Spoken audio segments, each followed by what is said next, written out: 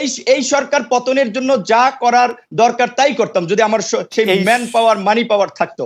ওকে, এই সরকার পতনের জন্য চাইলে আপনি ষড়যন্ত্র করতে পারতেন। ফ্যান্টাস্টিক। আমরা একটু এই সরকার যা করার তাই করতাম।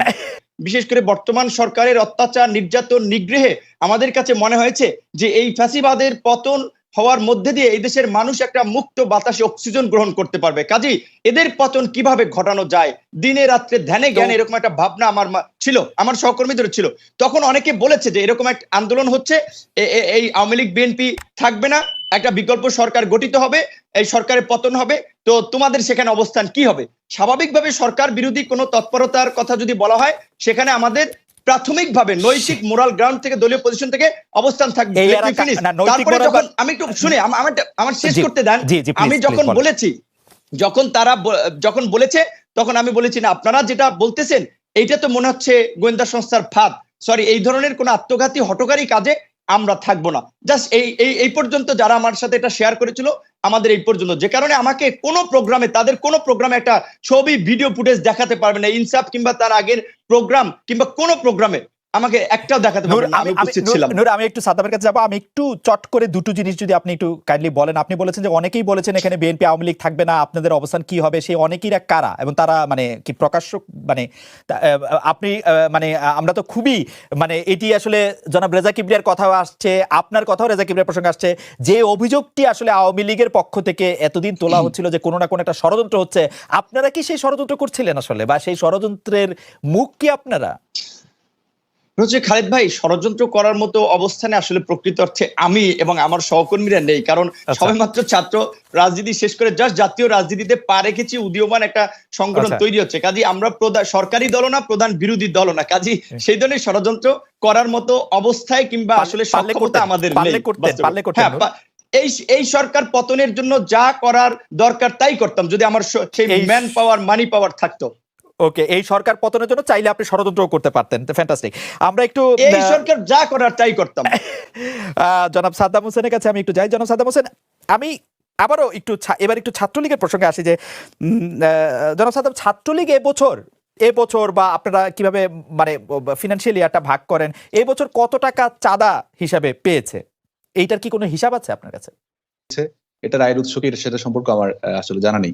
আরেকটি বিষয় আমি বলতে চাই, সেটা হচ্ছে যে আজকে ডয়েচে ভেলে কিংবা একজন উপস্থাপক, এটি কিন্তু আমাদের নির্ধারণ করার সুযোগ নাই যে আসলে এই মুহূর্তে গণ অধিকার পরিষদের সদস্য সচিব কে, এবং আইনগতভাবে কিংবা তাদের যে গঠনতন্ত্র রয়েছে সেটি অনুযায়ী তিনি সদস্য সচিব না বহিষ্কৃত সদস্য সচিব, এই প্রশ্নটি কিন্তু রয়েছে। এটি কিন্তু আমাদের নির্ধারণ করে দেওয়ার কোনো সুযোগ নেই।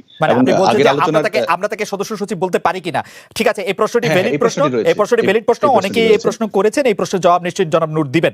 আমি একটু আপনি যদি অনুমতি দেন জনাব সাদ্দাম, আমি একটু সংযুক্তি বলি। আমি তরুণদের রাজনীতির ক্ষেত্রে, যেখানে আতাত আন্দোলনের রাজনীতির জায়গাটা আমি বলতে চাইছিলাম, সেইখানে ক্ষেত্রে আপনারা যেহেতু রাজনীতি এবং বাংলাদেশের ভবিষ্যৎ, আমি আপনাদেরকেও প্রশ্নের মাধ্যমে আপনাদের জায়গাটা থেকে জবাবদিহি করতে চাইছিলাম, বা আপনাদের অনুমতি নিয়ে প্রশ্ন করছিলাম যে এই অর্থের উৎসগুলি আসলে কোথায়? কারণ যে কোনো কিছুর ক্ষেত্রে এই অর্থটা একটা খুব বড় ব্যাপার। আপনি আইনের ছাত্র, আপনি খুব ভালো করে জানেন। জানো সাদ্দাম? হ্যাঁ, অবশ্যই। এবং সে কারণে কিন্তু আজকে যে আর্থিক অসুস্থতার বিষয়গুলো এসেছে, এবং মানি পাওয়ারের কথা নুরুল হক নূর বলছিল, 400 কোটি টাকা ডক্টর রেজা কিবরিয়া এই কথাগুলো বলেছে। এবং এই আর্থিক অসুস্থতার বিষয় যদি বলি, তাহলে কিন্তু নুরুল হক নূরের বিরুদ্ধে আর্থিক অসুস্থতার অভিযোগের বিষয়টা কিন্তু নতুন নয়, বারবার এই অভিযোগগুলো এসেছে। এবং যখনই আপনারা তুলেছেন সাদ্দাম? না, আমরা তুলিনি। আমি বলছি ডক্টর রেজা কিবরিয়া তুলেছে, এবং যুগ্ম আহ্বায়ক যারা রয়েছে তারা এর আগে তার প্রবাসে টাকা বিনিয়োগ করার বিষয় নিয়ে তুলেছে।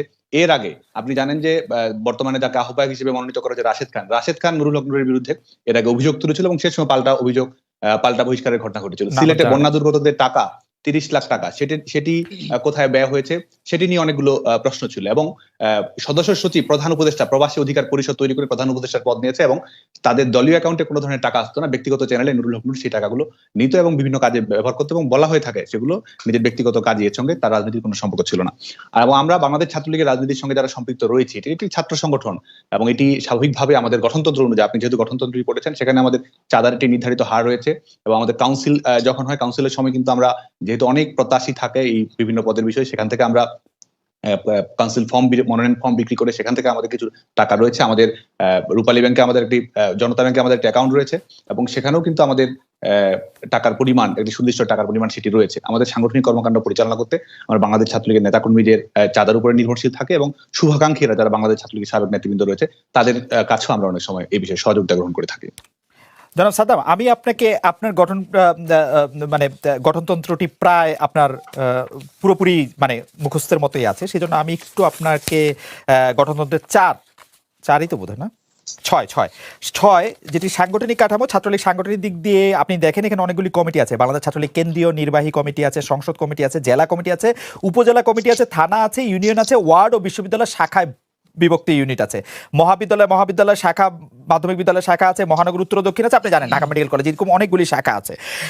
আপনাদের গঠনতন্ত্রের 23 অনুযায়ী এটি ঠিক প্রত্যেক সদস্য মাসে 20 টাকা করে চাঁদা দিবেন, অন্যরা 15 টাকা দিবেন, কেউ 10 টাকা দিবেন, 5 টাকা দিবেন, এবার চাঁদা দিবেন, 3 মাস চাঁদা বাকি থাকলে সেটা হবে। কিন্তু আপনি যদি 25 খেয়াল করেন, আপনি দেখবেন যে এখানে একটি তহবিল বলে একটি ব্যাপার আছে, যেটি হচ্ছে 25-এর খ, যেটি আপনাকে অ্যালাউ করে, আপনার সংগঠনকে অ্যালাউ করে চাঁদা, এককালীন অনুদান, সদস্যের চাঁদা, ছাত্রলীগ কর্তৃক প্রকাশিত বিভিন্ন পুস্তকাদির বিক্রয় অর্থ ইত্যাদি তহবিল সংগ্রহের ক্ষমতা প্রত্যেক শাখারই আছে। আমি সেখান থেকে জানতে চাইছিলাম আপনাদের প্রত্যেক শাখা যে এই চাঁদাগুলি গ্রহণ করে বিভিন্ন জায়গা থেকে আঞ্চলিকভাবে, কারণ যে যেভাবে পারে সেটা করতে পারবে, সেটি কেন্দ্রীয়ভাবে আপনাদের জানায় কিনা, সেটির কোনো অডিট হয় কিনা, সেটির কোনো হিসাব আছে কিনা, এই বছর আপনারা কত টাকা চাঁদা পেয়েছেন? দেখুন, আমাদের যে ব্যাংক অ্যাকাউন্ট রয়েছে সেখানে 20 লাখ টাকার মতো রয়েছে এবং আমাদের যে এই টাকাগুলোর চিকিৎসা তহবিলের বিষয় কিন্তু আমাদের যে মূল তহবিল রয়েছে ছাত্রলীগ কর্মীদের চিকিৎসার সহায়তার বিষয়ে আমাদের গঠনতন্ত্রে সুস্পষ্ট উল্লেখ থাকে। এবং এইগুলো নয়, আমাদের কিন্তু ছাত্রলীগের বিভিন্ন প্রকাশনা থাকে। আমাদের আগস্টে যে প্রকাশনাটি হয় মাতৃভূমি, আমাদের গঠনতন্ত্র, আমাদের ঘোষণাপত্র, এগুলো কিন্তু আমাদের স্টল থেকে বিক্রয় করা হয়। আমাদের যে পার্টি অফিস রয়েছে সেখান থেকে আমাদের দলীয় পুস্তিকাগুলো আমরা প্রকাশ করি। এবং দেখুন, বাংলাদেশ ছাত্রলীগ তো 50 লাখ নেতাকর্মীর সংগঠন এবং একই সঙ্গে কোটি শিক্ষার্থীর সঙ্গে সম্পৃক্ত একটি সংগঠন। সে কারণে আমাদের দলীয় কার্যালয় থেকে আমরা কিন্তু প্রকাশনাগুলো বিক্রয় করে আমরা যথেষ্ট টাকা আয় করি এবং সেটির মাধ্যমে আমাদের দলীয় কর্মকাণ্ড আমরা পরিচালনা করি। আমার কোনো অসুবিধা নাই, সেই যথেষ্ট টাকাটির একটি হিসাব আছে কিনা, একটি ফিগারেটিভ রূপ আছে কিনা? হ্যাঁ, অবশ্যই 5 টাকা 5 টাকা এটি আপনার জানা আছে? প্রত্যেকটির হিসাব রয়েছে। আমাদের নির্বাহী সভা হয় এবং সেখানে আমাদের অর্থ সম্পাদক সহ এবং সংশ্লিষ্ট কমিটি গঠন করে চেয়ারম্যানের মাধ্যমে সেই বিষয়গুলো বারবারই কত টাকা ব্যয় হচ্ছে সেগুলো রিসিভ সহ সার্বিক বিষয়ে আমাদের জবাবদিহিতার আওতায় রয়েছে। এখানে ছাত্রলীগের সভাপতি হিসেবে আমরা কত টাকা ব্যয় করছি, সাংগঠনিক ব্যয় করছি, সেটাও কিন্তু আমাদের কেন্দ্রীয় নির্বাহী সংসদের যে নিয়মিত মাসিক সভা রয়েছে সেটি থেকে আমাদের উপস্থাপন করতে হয়। কোনো থার্ড পার্টি অডিট হয়? স্বাভাবিকভাবে আমাদের বাৎসরিক ব্যয়ের ক্ষেত্রে আমরা যেটি করার চেষ্টা করি যে একটি নির্দিষ্ট সময় অন্তে, আমি যেহেতু বাংলাদেশ ছাত্রলীগ কেন্দ্রীয় নির্বাহী সংসদের 2 বছরের সময়সীমা, 1 বছর পরে আমরা একটি হিসাব করি এবং সেটি বাংলাদেশ ছাত্রলীগ কেন্দ্রীয় নির্বাহী সংসদের মাধ্যমে গঠিত একটি টিম নিয়ে, এবং যখন কাউন্সিল হয় কাউন্সিলের পূর্বে আমাদের কিন্তু সম্পূর্ণ বাৎসরিক যে ব্যয় রয়েছে, কাউন্সিলের পূর্বে সমস্ত ধরনের বাৎসরিক ব্যয়, সেগুলোর ভাউচার সহ সার্বিক বিষয়গুলো কাউন্সিলরদের কাছে উপস্থাপন করতে হয় এবং কাউন্সিলরদের মতামতের ভিত্তিতে কিন্তু আমাদের ব্যয়টি কাউন্সিল অধিবেশনের সময়টি চূড়ান্ত করা হয় এবং অনুমোদন পায়।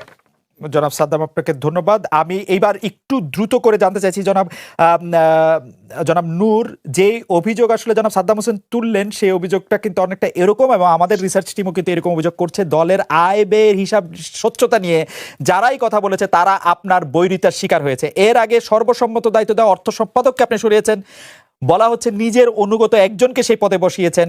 এত ছোট পরিসরে যেই সংগঠনকে আপনি নিজেই অনেক ছোট বলছিলেন, কর্তৃত্ব সম্পদ নিয়ে এরকম স্বেচ্ছাচারিতা করার পরও সরকারের দুর্নীতি, আয় ব্যয়ের হিসাব নিয়ে প্রশ্ন তোলা বা অস্বচ্ছতা নিয়ে প্রশ্ন তোলা আপনি কতটা যৌক্তিক মনে করেন জনাব নূর? তো আপনার ডয়চে ভেলের একটা টিমকে পাঠান, আমার দলের এই অর্থ বিষয়ে তথ্য নেয়ার জন্য পাবেন। আমি তো বলেছি আমাদের অর্থ কমিটি আছে, অডিট কমিটি আছে, কেন তারপর আমাকে আসলে ব্যক্তিগতভাবে এখানে বলছেন ঠিক কিনা অর্থ সম্পাদককে আপনি সরিয়ে দিয়েছেন যেহেতু অর্থ নিয়ে প্রশ্ন?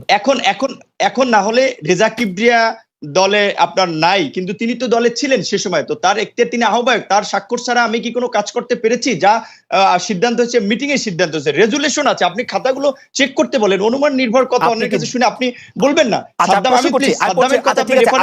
আমি শুধু পুরনো প্রশ্নটাই শুধু করি, আমি শুধু পুরনো প্রশ্নটা সংযুক্ত করি। জি, যে ডক্টর রেজা কিবরিয়া যখন যুক্তরাষ্ট্রে অবস্থান করেছিল তখন কিন্তু তার সই নিয়ে প্রবাসী অধিকার পরিষদের কমিটি গঠন করা হয়েছে এবং সেখানেও আর্থিক বিষয়টি ডক্টর রেজা কিবরিয়া প্রবাসী অধিকার পরিষদ করতে ডক্টর রেজা কিবরিয়া সই লাগে না আসলে। কিন্তু ঘটনা হচ্ছে যে জনাব নূর, আমি এই প্রশ্নটি আগে একটু করতে চাই যে আপনি কি আসলে গণ অধিকার পরিষদের সদস্য সচিব? এটির একটু ব্যাখ্যা দেন, কারণ এটি আমাদের দর্শকরা এর কাছে ব্যাখ্যা চাইছেন, সাদ্দাম তো চাইলেনি, আর নিশ্চয়ই আপনি বলবেন। আপনার নিয়মতান্ত্রিক অনুযায়ী আমি দলের সদস্য সচিব, তবে আমাকে কিছু কথা বলতে হবে, আপনি 1 মিনিট সময় দিবেন। যে সাদ্দাম হোসেন গণ অধিকার, ছাত্র অধিকার, প্রবাসী অধিকার পরিষদ নিয়ে অনেক কথা বললো। তার মানে আমরা যে বাংলাদেশে একটা সম্ভাবনাময় সংগঠন হচ্ছি, যেখানে সাদ্দাম হোসেনের মতো একজন মেধাবী ছাত্র নেতা, ছাত্রলীগের মতো সংগঠনের সভাপতি ডিটেইলস খোঁজ খবর রাখছেন, কিন্তু আমি একটু তাকে জানতে চাই যে ঢাকা বিশ্ববিদ্যালয়ের নিয়ম অনুযায়ী 4 বছরের অনার্স, 4 বছরের অনার্স 6 বছরে শেষ করতে হয়। সাদ্দাম, আচ্ছা আমরা এক এক কথা বলি, 4 বছরের অনার্স 4 বছরের অনার্স 6 বছরে শেষ করতে হয়, 1 বছরে মাস্টার্স 2 বছরে, মানে 8 বছরের মধ্যে শিক্ষা কার্যক্রম সম্পন্ন করতে হয়। সাদ্দাম হোসেন কিভাবে 11-12 সেশনে ভর্তি হয়ে এখনো ঢাকা বিশ্ববিদ্যালয়ের ছাত্র থাকে? আমাদের সিনিয়র সাদ্দাম হোসেন, আমি একটু বলি না, আমার কথাটা বলতে দেন, যেই সাদ্দাম হোসেন ছাত্রলীগের এত কৃতিত্বের কথা বলছেন, সাদ্দাম হোসেন কি বুয়েটে আবরার হত্যা, ঢাকা ইউনিভার্সিটিতে আবু বকর হাফিজুর হত্যা, রাবিতের আপনারা ফারুক হত্যা, এই হত্যার দায় নেবেন না ছাত্রলীগের? ছাত্রলীগকে একেবারে দুধে ধোয়া তুলসী পাতার সংগঠন। ছাত্রলীগের যে অপকর্ম, 2000 কোটি টাকা এক জেলা ছাত্রলীগ নেতার পাচার করা, ধর্ষণ, হত্যা, ভোট ডাকাতি, এই যে বিরোধী দলের চলমান আন্দোলন সংগ্রামে হামলা মামলা ছাত্রলীগ করছে, যেখানে মার্কিন যুক্তরাষ্ট্র ভিসা নীতি দিয়েছে ছাত্রলীগের এই গুন্ডামি ঠেকানোর জন্য। এই দায়ও সাদ্দাম হোসেনের নেওয়া উচিত এই সংগঠনের সভাপতি হিসেবে। শুধুমাত্র নিজেকে